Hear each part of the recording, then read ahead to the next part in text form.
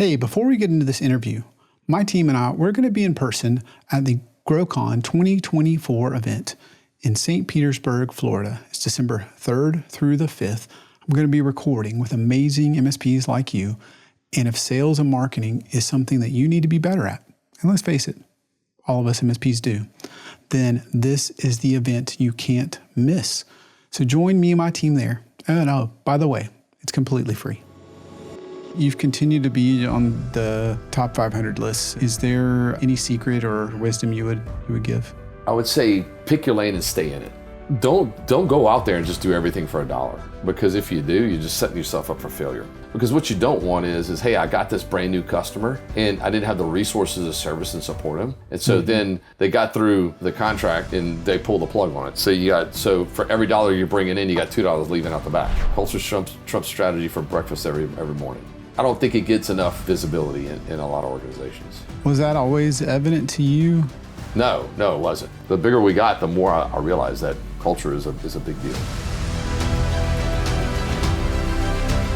Hey guys, Damian Stevens, host of MSP Mindset. Today, I'm continuing my mission to interview 100 of the top 500 MSPs on the planet. And today, I get the pleasure of speaking with Chris Vincent. Chris has done some amazing things, and one that interests me is his company is nearly entirely co-managed. So if you want to learn how he serves users from 250 to 40,000 users and maintains an amazing culture, don't miss our conversation. Chris, tell me about how you built your business and kind of that transition. Not everybody's got that family piece. Yeah, so when my dad's founded the company, I was really the second employee. So, I grew up in the business and we built it together, and, we were a standard VAR. I mean, this goes back to the days of like Lantastic, Novell, and, Windows NT. Okay. I mean, that just kind of shows my age a little bit. Token ring network. Yeah. I mean, token ring networks, we weren't even Ethernet yet. We were FDDI and token. If you had an FDDI network, you were badass. Okay. Yeah. So, and then, things started progressing. We were doing voice over the network before voice was cool. So wow. Data Race, you remember Data Race and MyCom and those guys? You would hang a bunch of TTY terminals off the back of that thing and, access AS400s and then do a 56K line. But a 56K line back in those days was $2,500 a site. Okay. Yeah. So we would put voice on because voice, you were paying 15 to 20 cents for long distance, yeah. Right? So if we could get rid of the long distance, then that helps justify the 56K line. Then it saves them money associated with it. So that's kind of like the when we started doing networking. That's really kind of where we started growing up. Okay, gotcha. And then we became like one of Cisco's first partners in the Gulf Coast, and that really kind of just accelerated the business for us.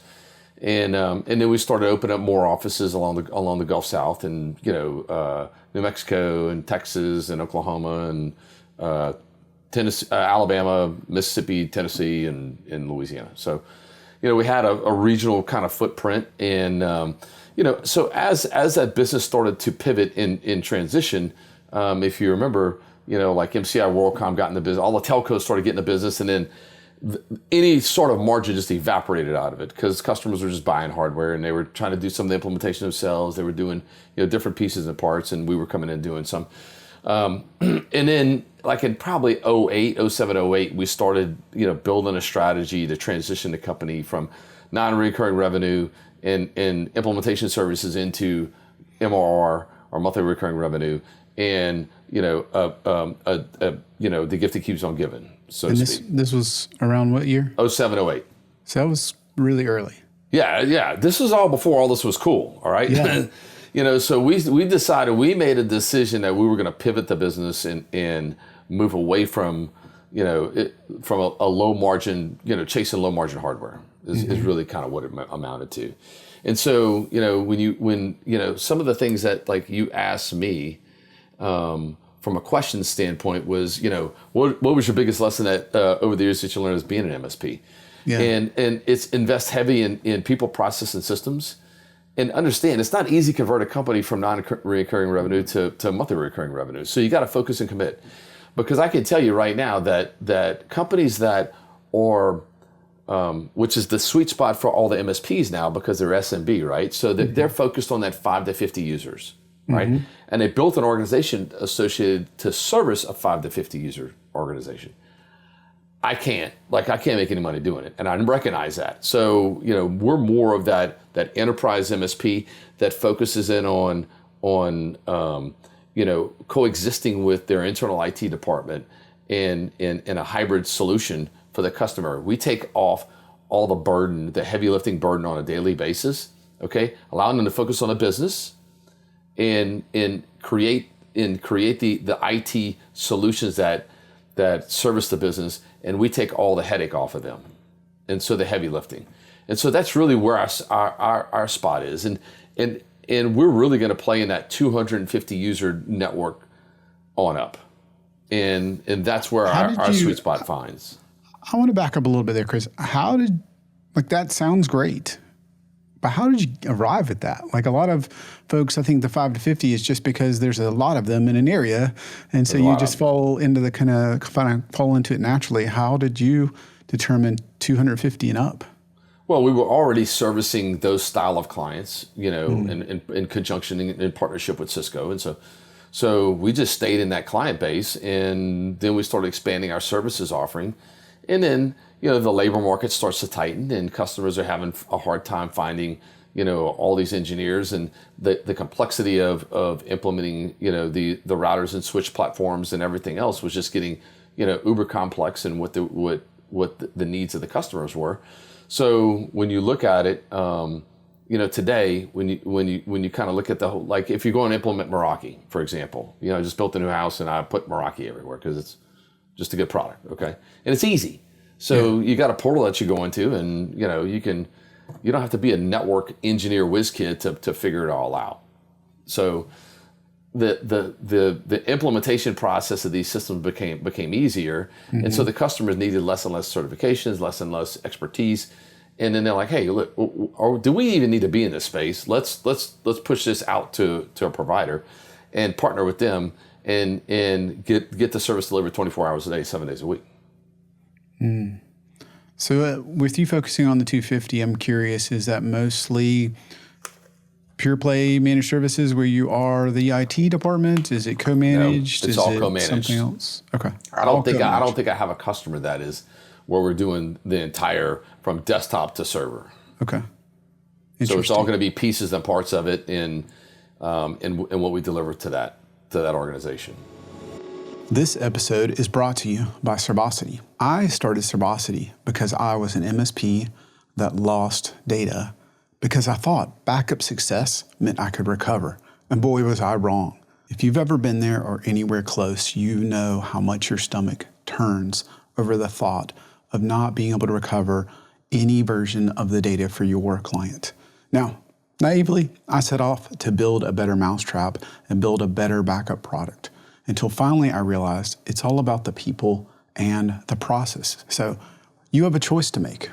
Do nothing and bury your head in the sand, or level up your processes. Now you can do that by either hiring Cerbosity, where we'll take all the workload of managing backups off of your plate and test your backups daily, weekly, monthly, and quarterly. Or you can keep the tech stack you have in place, your existing backup and DR provider, and steal my 18 years of knowledge and download that process and add that to your operational maturity today. Wow. So, all co-managed. That really makes you very different than there's so many folks that are just, some have been in it for a while and I think couldn't make co-managed work, and others are just now waking up to co-managed. So to be your customer base, that's a big difference. And we started looking at it, and early on we were buying SIP trunking from different providers, and this was before SIP trunking was cool. Everybody still had PRIs at this point in time and 1FBs. So we'd walk in and say, "Look, man, we could save you, $20,000-$30,000 a month, and here's how we do it." And then customers were like, "Oh, okay, well, let's talk about that."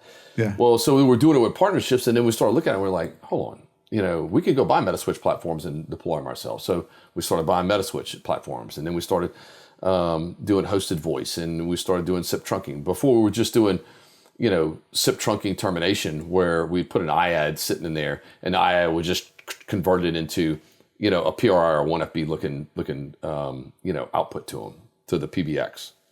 So we were taking legacy PBX and key systems and putting them on SIP trunking platform and saving the customers, tons of money.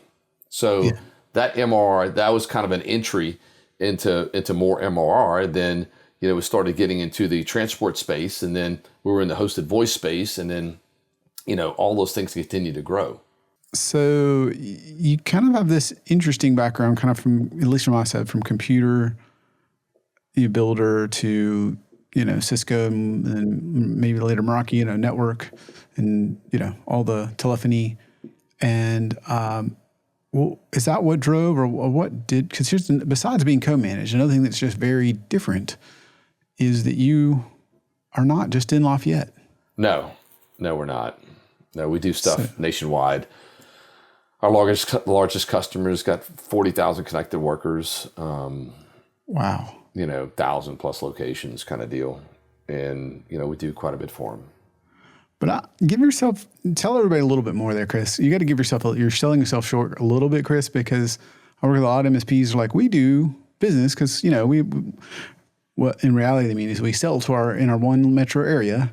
And then, if they open a branch office, then we do some business in another state. Yeah. But I think you've, got at least offices, if not workers, in quite a few areas. Yeah, I mean, we do stuff nationwide. So we do quite a bit in the healthcare space nationwide. For some reason, we got in the middle of plasma centers. It's kind of crazy, but so we have a whole team that specializes in plasma centers and the build out of them. So we could do rapid deploy on the plasma center it was typically taking our customers about 6 weeks to do a build out and deploy, and we do it in 2.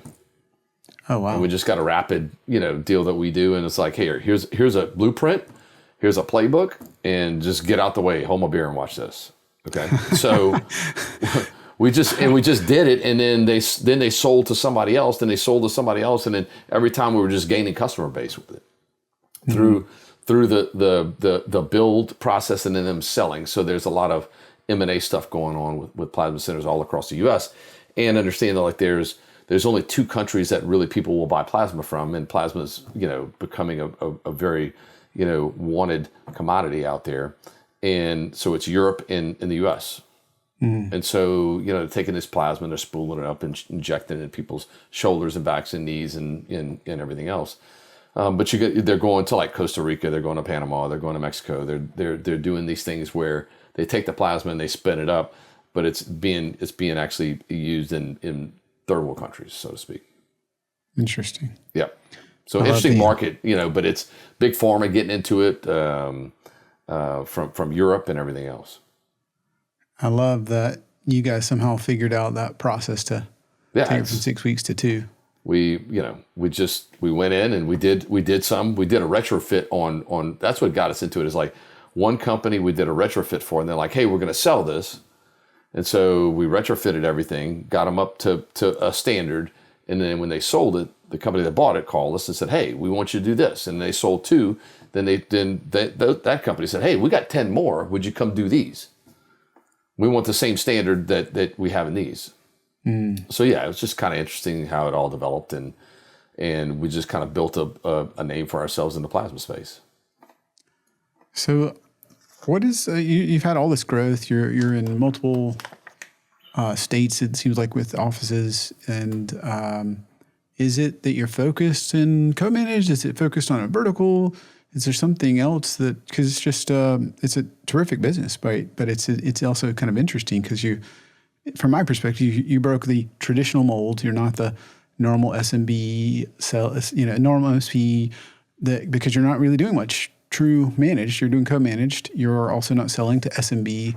You're not staying in your one geo. Like you're breaking all the rules, which I love. Right. So how did you figure out this? And is there any other part of that you think is kind of key to your guys' success? Well, I would say that we focused on our targeted customer profile. We defined that early on. All right. So we knew what we wanted. Okay. And when we go into an account or get brought into an account or we're chasing an account, if we can't create some MRR revenue in the first 6 months, then it's like, hey guys, what are we doing here? Like this doesn't make any sense. This doesn't fit our mold. Okay. And like I said early on, we were taking, whether it be like Cisco platform, IP telephony way back when it was Celsius and all that other stuff, and then traditional PBXs, and we're saving these companies, an enormous amount of money by transitioning over to SIP trunking. And it gave them tons of flexibility because their trunking wasn't tied to brick and mortar. It was more of a virtual component. So they moved. They didn't really have to move a PRI. They just moved transport, and once transport's there, then we could reroute the trunking to them. So that kind of put us in a different, playing field. And then so we wanted customers that are multi-location. They could really take care of trunking. Or we wanted a customer with a lot of trunking. So a large corporate, let's say a hospital, they can utilize that kind of solution. But it becomes, a better savings when you got a multi office organization, because you can trunk for the enterprise, not just a location. So that's part of what pushed your decision to be larger market. Yeah. That wouldn't make a difference, or wouldn't make much of a difference in SMB. I mean, you can save a little bit, but you're not going to save a bunch. And we didn't build a company to service that SMB space. I mean, we would be going down market, and it would just we have a set of resources and professionals that it's hard for us to service somebody that's really small. Interesting. I want to go back to the part where, I guess somewhere around 2007 or 8, managed services as a term was either not around or brand new, and you decided to, somewhere around there, start making that transition, which, hindsight, right one, recurring revenue, amazing. Right. But what got you thinking that way? Well, so I looked at the market space, and I looked at one vertical being the energy sector. We call it energy, but it's oil and gas. It's upstream, midstream, downstream. Where they're drilling for oil is very remote, hard to reach locations. And so what we did was we looked at that whole market space, and we were like, hey, man, there's an inflection point here. You've got your traditional communications and service providers out there that are servicing these customers, but they're only delivering the transport, and they're only delivering voice. They're not delivering any of the IT services and support.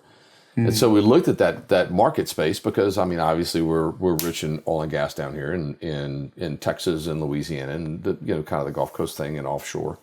Sure. So we focused in on that vertical itself and said, okay, what are the deficiencies in this vertical, and how can we address them in what we deliver and how we deliver it, and how do we make ourselves very unique in that market space compared to other providers? And that's really where the transition started to happen. And so that market, we went after that market space, and it really ramped very fast for us. And and then we built out some teleport operations and satellite operations, and then we had LTE services that were servicing these places because they're ever moving, and so we need things that are movable. And so we built that market and built that business, and that kind of bled into the other pieces and parts that we were doing, the other verticals. So then we just kind of took that mindset and that that same ideology, and we moved it into other verticals. Mm. Was that a quick shift to managed versus project work or hardware, or was that a multi-year evolution? I would say it's a multi-year. I mean, it didn't start out like gangbusters right at the beginning, but once we got some momentum, it got some customer base in there, then obviously it started growing on its own. What were some of the challenges? Because you were really early in that, and so when now people buy that way, but then that was a new thing to say, like, pay me every month, right? Whether it breaks or not. That was a different pitch back then. Well, they were buying. The buying style was different, and what these other providers were delivering was different. Okay, so they had more of a legacy system, and we were delivering an IP-based system, and they were still in time slot kind of mentality. And it's like, hey man, no, like we're gonna just bring you one big pipe, and we're going to slice and dice it up, and we're going to deliver all your over-the-top services with it. So it was just a transition of technology, and then a transition in the way we sold, and a transition in the way they bought. That's quite a few transitions there. Yeah, right. And you got to make them all work. Was the transition on the customer side or your team kind of culture side and how you deliver? Which one was more challenging? Oh, customer, obviously, because they were used to, well, I got to change. Yeah. Okay. And the problem was that you had people that were making decisions on the communications, but the IT department was kind of disjointed and disconnected. And what we were able to do was go into that customer and bridge that gap for them and make IT more strategic to that very remote, hard to reach location. And then bring it, then take and bring all the corporate resources that you have, whether it be applications or systems or process or whatever, and push it all the way out to the edge. So if you've got, it sounds like you're niched with maybe not within one, but within energy and healthcare. So it sounds like there's a few, for lack of a better way of saying, maybe a few verticals. But if you have any as small as 250 users all the way up to 30 or 40,000 users, how do you deliver on such a interesting variety and kind of, I guess what I'm backing into, what does that mean from a culture and a hiring and a team perspective if there's such disparate environments, from a remote oil rig all the way to maybe a huge healthcare system or something like that? Well, I mean, first and foremost, you can't throw bodies at it. You got to have processes, and you got to have playbooks, and you got to have systems that support the whole effort, because otherwise you can't scale. Then you're trying to throw bodies at it, and people make mistakes. So then you're going to be, then your level of service or your customer sat is going to probably take a hit. So really, we got some great people in the company that really understand the operationalization of the organization of a product or a delivery service, and they came in and we just built all the systems, and we're always continuing to improve process and continuing to invest in our systems internally. And that's where the gap starts to widen, because if a customer wants to go out there and build the same kind of system that we have, that's a major investment on their part. They got to go buy all the applications, all the database platforms, all the servers, all the infrastructure associated with it. And it's like, guys, do you really want to invest in all of this? Okay, all the maintenance and then the upgrades and all the stuff that you got to do every year. Or you can just buy the service from us and then you've got access to it all.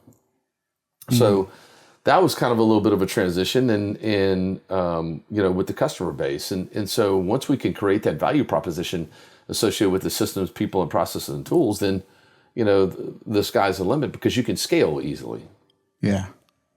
Yeah, that's what I was getting at, and I love to hear that from you, Chris. So obviously I agree people and process are key, or you are just throwing bodies at it. Yeah, and it doesn't work. We know it. I can tell you, we screwed it up. Okay. Tell me about that, because it's still hitting some of us. Some of it, and when I got some of it, then I feel like I mess up the next part. Yeah. Well, it's really, you gotta have the ability to scale, because what you can't have is like high end resources sitting on the front desk, the front line. Okay, because your costs are just to absorb it. Okay, so if you can resolve that first 80% of the first calls with your frontline support, okay, now you got something. So, and like with AI and everything else, the ability to go in and then search all the tickets, on the fly, and try to get as much data in the hands of that frontline person as fast as possible to where they can support that customer. Your customer sat goes through the roof, your profitability goes through the roof, and then you can continue to refine and work on the business and in the business on your processes and tools. Were you always a process-oriented person? I'm terrible at it. I really am. But I got some people in the organization that are phenomenal with it. Okay. And I'm like, hey, that's not my sweet spot. Handle it. In the earlier days, maybe when you were smaller, were you able to find folks that you could lean on that were more process-oriented before you maybe built out leadership team? A little bit. Okay. I mean, it got us through what we needed to get through. Did we do it with grace? Probably not. And did we break a lot of stuff? Yeah, absolutely. Like I said, my strong suit is not processes at all. And we bring in third parties, we bring in consultants to work with us and try to improve our processes and everything else. And then we got some people that came to the team that really understood it and really were very good at it and had the methodology to really get in there and figure out how to build a whole process associated with it and then automate that process. So we're always looking at if a team member does X, Y, and Z and it takes them this much time, hey, put it on the table. Let's talk about it. Let's look at it. So we're always forever like looking at a process in our system of, hey, we're doing this manual. Or we might start doing it manual, but we know we're going to automate that. So really that culture has come in, has had the trickle down effect in the organization because a lot of these employees are seeing that, hey, we're impacting how they work, live, and play. All right. So when they show up to work, they're like, hey, well, I used to have to do this and it was so mundane. It was so, it was kind of crazy that we were doing this manually but then we came in and automated. They're like, oh, wow, now I can go focus on this next level of effort in servicing the customer. So that was a big deal for us. That was a cultural kind of component that changed in our organization. I think that culture's got to be there or you lose that. It can't just be one person's job, right? Culture trumps strategy for breakfast every morning. Yeah, absolutely. I don't think it gets enough visibility in a lot of organizations. Was that always evident to you? No, it wasn't. The bigger we got, the more I realized that culture is a big deal. Was there a certain size at this many heads or something that hurt worse? I know some folks, they feel like culture's kind of not a big deal when you're a little smaller. And then it seems like sometimes there's an aha moment at some time in your growth.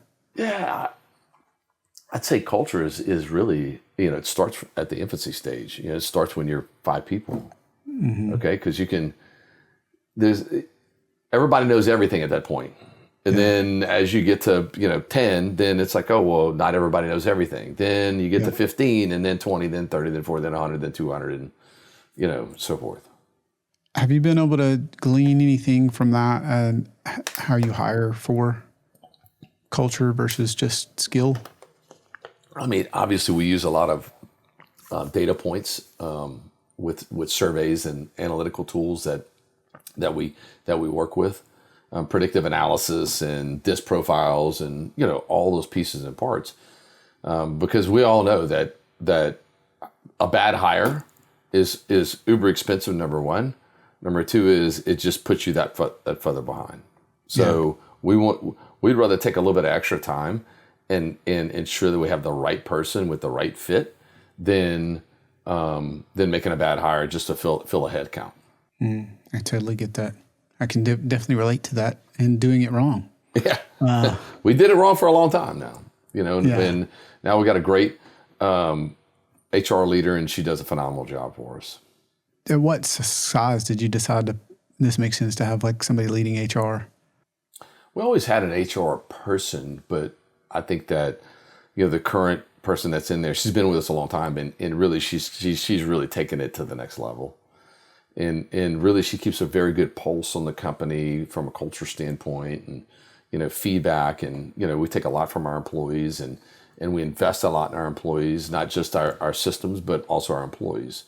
So, they need to be trained on the latest and greatest, services and equipment and everything else and understand our tool set that we use to automate with. And so it's not just investing in the systems, it's investing in the people also. I feel like that is usually a hat the owner ends up wearing for quite a while. Is there any advice you have? It sounds like you had somebody forever, using your words, that was looking out for culture or HR. Well, it like I said, she grew it into it. It wasn't from day one, and she did a great job. So yeah, it takes a little time and a little energy, but it certainly has a dividend payback.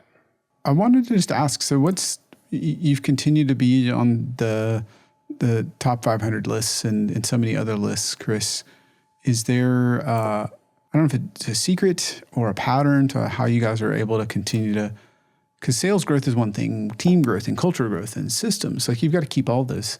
Is there any words of wisdom you have for other aspiring, MSPs that are, some of them are maybe your peers, but some of them are at 5 or 10 employees and they're just, I know sometimes at that size, that seems like there's already enough to do. Any secret or wisdom you would give? Let me think about that. So I would say pick your lane and stay in it. Okay. Mm-hmm. Meaning that don't go out there and just do everything for $1, because if you do, you're just setting yourself up for failure. And it takes, it takes somebody kind of on the throttle of, hey, yeah, let's go, let's hold up, let's move this forward. Because what you don't want is, hey, I got this brand new customer and I didn't have the resources to service and support them. And so then they got through, the contract and they pull the plug on it. So for every $1 you're bringing in, you got $2 leaving out the back. Okay. Or every $1 you're bringing in, you got $1 leaving out the back. So the churn component of it is a big deal. But focus in, understand, what's your lane and stay in it. And fix your tech stack. Okay. If you say, hey, well, I could do HP, Juniper, Cisco, this, that, and the other, you're not going to you're a master of none. Yeah. And so pick your tech stack. And then when you got a customer that's not in that tech stack, figure out a way to get them in that tech stack, because that's where you're going to maximize your profitability and you're going to maximize your customer set. Do you have any advice from a practical perspective of how much leeway, they don't fit my tech stack exactly, but maybe they're in the niche. Do I give them forever? Do I give them a certain amount of time? And obviously there's hardware and budget. Right. So it's working through, everyone's different. So you got to work through the hardware, the budget. Okay. Hey, this is what we're going to do first. And, a lot of times we just go in and we just wrap a whole deal together and just say, hey, Mr. Customer, we're going to do a tech refresh for you. And it's all included in this one monthly price. And, after the contract's up, if you want to re-up it after another 3 years, then we'll do a whole tech refresh for you at that point in time. And that's all included in the price. Nice. So it's very predictable for the customer. And we achieve moving them in our tech stack, and we get high customer sat associated with it. Yeah, and that way you're not selling a service contract. It's got everything. You're delivering an outcome at that point. Yeah. And that's way different than just delivering managed services to a customer, because at that point you're owning all the hardware and everything else associated with it. And so you got to service it, support it, and if it breaks, it's on you. So has that been your history? Is kind of own everything? The whole stack. The whole stack. That's the majority. A lot of people build computers, but I don't think a lot of people made the transition to owning the. We'll order it, but they don't always own the. You call Dell or HP for your, Yeah, you got to have. You got to have the balance sheet to do it. You got to have the working capital to do it. So not everybody can afford to do it. And a lot of these, 74% of the MSPs out there are less than $5 million in revenue. So really, how much room do they have on a balance sheet to go order hundreds of thousands of dollars worth of equipment and get paid back over a 3-year period of time? Yeah. So most of them can't afford it. Yeah. So when we look at it, it's just that's just the nature of doing business. It's capital intensive. Yeah. But if you're making that kind of bet on them, then it's going to make it easier for them. But, you're really, if I hear what you're saying, Chris, you're putting your money where your mouth is. Right. You're not just saying, I'm going to sign you a 3-year contract and then I'm going to try to upsell you and resell you and change your hardware and do that. And then hit you with all these extra fees because I maybe couldn't differentiate and I had to compete to win. And so I sold you the contract and barely eked in. That's not really kind of a place that we play. It's just, we're going to be very selective about what we're going to chase.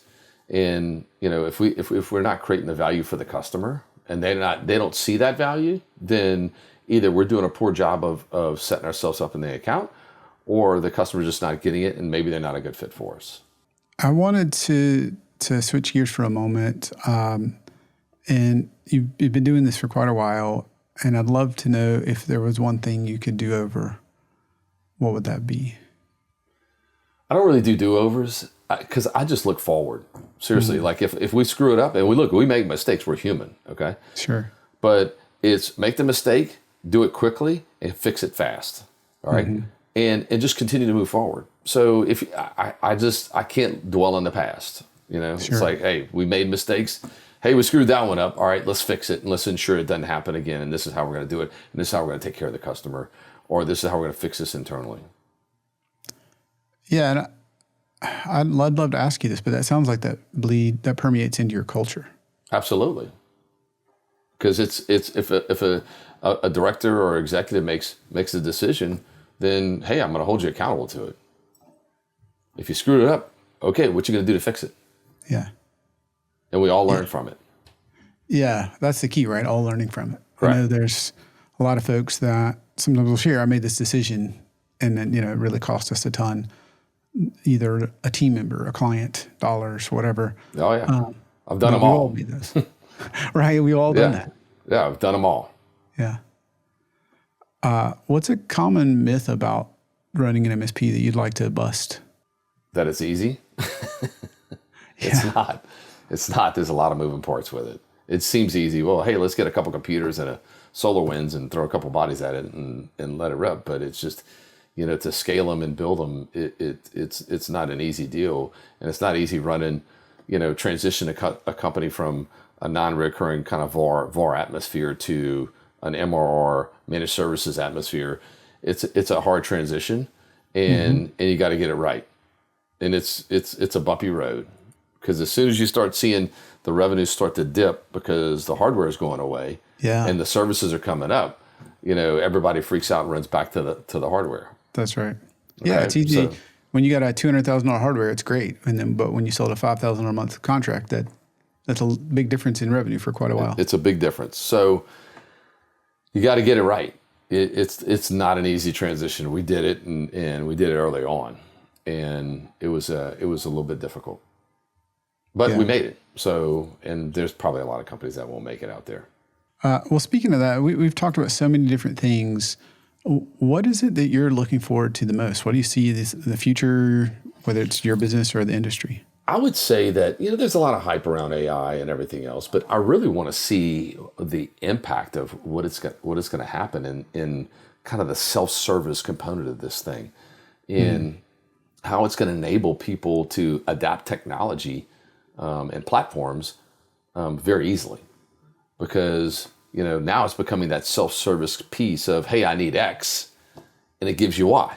Okay, so I really think that it's going to be a whole kind of the next internet revolution, and I want to see the impact of it, because it's going to transition our business in a very large way. The thing is that you got to have some controls on it. You just can't let it just lay in the wind and whatever happens. Let's see where the cards fall. That's right. So when I look at it, at the AI and what's going to happen in this space, I mean, customers need tons of help in there, because you start deploying it and all of a sudden they say, hey, well, what's Chris's payroll? Boom, and it's all front and center. Hey, let me show me all these HR records, and the next thing you know, you've got different compliance violations and everything else in HR issues and HR laws and all this other stuff that kind of evolve around it. Yeah. So, but used correctly, I think it is a game changer. Are you seeing that more impacting your business in terms of efficiencies or opportunity to help the client? Oh, both. It's a definitely both. How do you? I agree with you. How do you? Where are we now, from your opinion, with AI? Is this something we can actually help with our clients with? Is it something we need to wait on to mature? It's maturing at a rapid pace right now. And so first and foremost, what we do as a company is we want to implement it internally first. We want to screw it up as much as we can on us, okay? Yes. We like to operate on us first, okay? Hey, we never took out a gallbladder. Okay, let's try one of us. See if we survive. Yeah, hey, we made it, okay? Yeah. We want to do it first on us, then then push it out to the customer. Then we'd say, hey, listen, it's new, it's early on. This is what we did internally, and this is the results that we found. Okay, well, let's start a pilot with you guys in this area, and this is what it looks like. And so you just scratch the surface with it, then it continues to grow and scale. Where's your best guess where you think that might be? Oh man, I would think in the next 24 to 36 months, it's going to be it's going to start to become that mainstream. Yeah. But it's going to be self-serving. So you could have an AI recording engine just say, hey, call ABC. Then after that, when we hang up, call this guy. So it's voice activated. You can just run it off of that. I mean, we're already using it from meeting notes to a variety of different things out there. Do you feel strongly it'll impact one area of the business over another or not? Across the board. Yeah. Every facet, from HR to sales to operations to, because sales, okay, yeah, I need to write an intro letter. Okay, boom, it just spits it out, and it gets you 90% of the way there. Yeah. All right, then starting from zero, so 90%, then you just tweak it and send it. I love that. And then from the operational standpoint, hey, I need a playbook to do an implementation of a plasma center. Boom, here's our whole playbook available to any employee. Yeah, and obviously incredibly powerful if you can leverage all the knowledge you already have. Absolutely. But it's you got to have, if you got junky data, bad data, you're going to get a bad outcome. I'm so glad you said that. I think there's a lot of MSPs that are missing that part because their data house is not in order. Right. And you're gonna be a little behind if your house isn't in order. Then you got to clean it all up. Yeah. Every bit of it. And that takes quite a bit of time. It does. Yeah. It really does. What's the number one book you would recommend? What's made a big impact on your life? I just read one, and it's by Jennifer Bleem, and it's Simplified Cybersecurity Sales for MSPs. Nice. Jennifer's got really good stuff. Yeah. So when you look at it, and I listen to it, I'll listen to it in the gym in the morning, and it's not a long listen. It's like, maybe 2 hours, but she really, like, her approach is she has some Sandler approach in there. She's got some tech strategy approach in there. She's got, but overall it's, she nails it. And I really like the way that she kind of puts it together, and how she handles the rebuttals and different things of that nature. And I think that sales reps today have kind of lost some of the art of selling through COVID. Okay, it kind of made them, I hate to say this, lazy a little bit.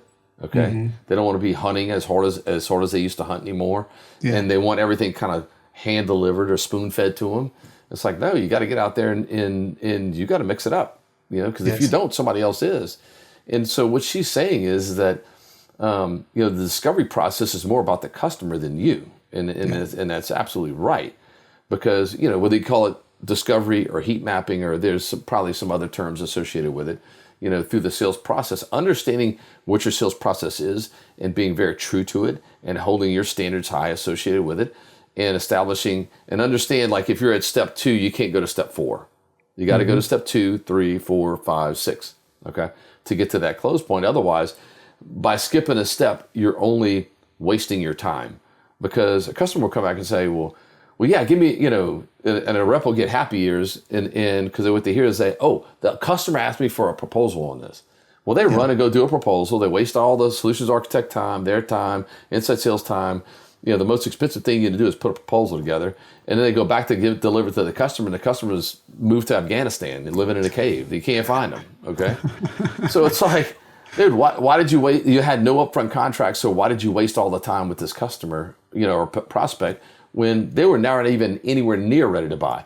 You didn't talk about budget. You didn't talk about outcomes. You didn't talk about, like, all the things that are extremely important prior to building a proposal and having an upfront contract with a customer. Yes. I detect a little Sandler training maybe in your... Oh, yeah. I've been through numerous of them, We used Sandler from the beginning, and then we moved to tech strategy because it was more industry kind of focused. And she's doing the same thing. So she's kind of more aligned in that in our vertical space.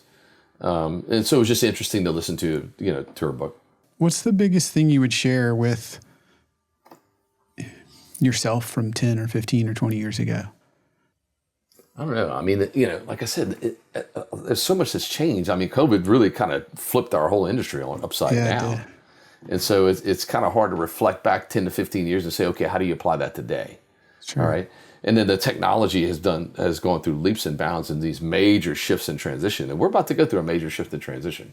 Mm-hmm. It's been pretty quiet since COVID and everything up to now. But I think that this whole AI is going to accelerate a major tech transition that's coming down the pipe for us.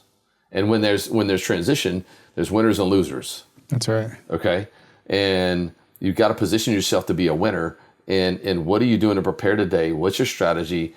What tech stack are you going with? How are you going to integrate it into your customers?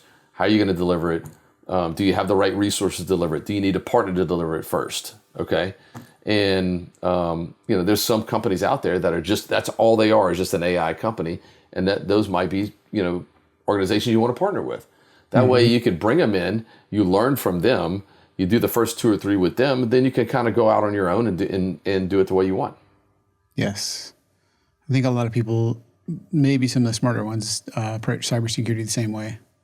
Yeah. So, I mean, we got into cyber business years ago, and we run a 24-hour day, 7-day week security operations center, which is separate from our network operations center.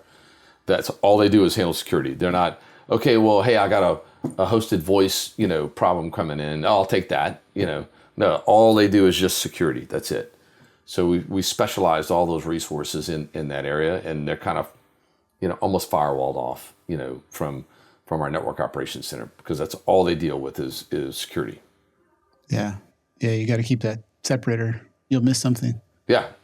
And it's a huge liability. It's a huge asset, and, you can't make mistakes. Mm-hmm. You got to do it right. And if you got a problem, you got to raise your hand. Yeah. Yeah. I love that. Coming back to the culture, though, sounds like right. It's really deeply ingrained in everybody there. Absolutely. Well, Chris, I have thoroughly enjoyed this. If you're open to it, and what folks would love to learn more, other peers would like to connect, what's the best way for them to find you? Yeah, I mean, LinkedIn. Okay. Yeah, send me an invitation on LinkedIn. Okay. I accept pretty much most of them. Awesome. All right. Well, don't miss out that opportunity to connect with Chris. So many different things I've learned today, and so many different ways that you're approaching business. I love the different lens you have on it. And I'd love to keep you all day, but I won't. So I really, really appreciate this today, Chris. Yep. Thank you for being on MSP Mindset. Yeah. Thanks for having me. See you.